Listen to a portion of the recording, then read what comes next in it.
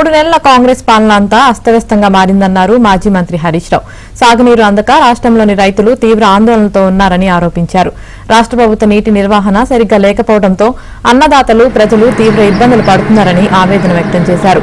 రైతులకు నీళ్లు ఇవ్వడంతో పాటు రైతు బంధు అందించడంలో ప్రభుత్వం విఫలమైందన్నారు.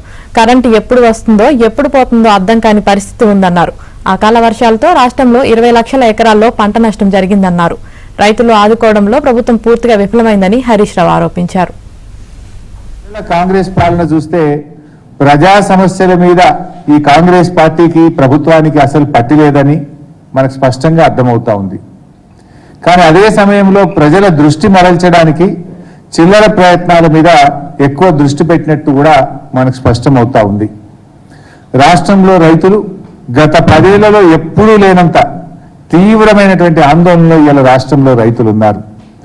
ఒకవైపు ఈ రాష్ట్ర ప్రభుత్వం నీటి నిర్వహణ విధానం సరిగా లేక రైతులకు నీళ్లు ఇవ్వడంలో ఈ ప్రభుత్వం పూర్తిగా విఫలం చెందడం, మరోవైపు రైతు బంధు రాకపోవడం, మూడోది కరెంటు ఎప్పుడు వస్తుందో ఎప్పుడు పోతుందో అర్థం కాక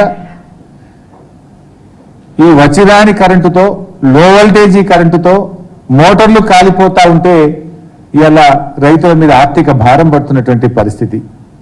మరోవైపు వడగళ్ల వాన అకాల వర్షాలతోని కూడా ఈరోజు పంట నష్టం జరుగుతూ ఉంది.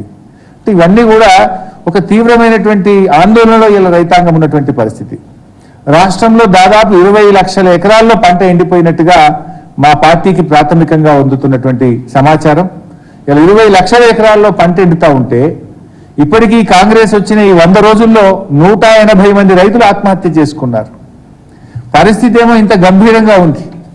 కానీ కాంగ్రెస్ పార్టీ మాత్రం అసలు ఈ ప్రభుత్వానికి, ముఖ్యమంత్రి గారికి, ఈ మంత్రులకు టైం దొరకలేదు.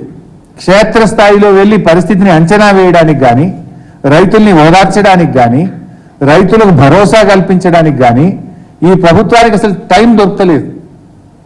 ఇతర పార్టీల మీద, చేరికల మీద వీళ్ళకి దృష్టి పెడతా ఉన్నారు తప్ప, కానీ వీళ్ళు ఈ రాష్ట్రంలో 180 మంది రైతులు ఆత్మహత్య చేసుకొని పరిస్థితి ఇంత ఆందోళనగా ఉంటే కనీసం అసలు ఆలోచిస్తున్నటువంటి పరిస్థితి లేదు.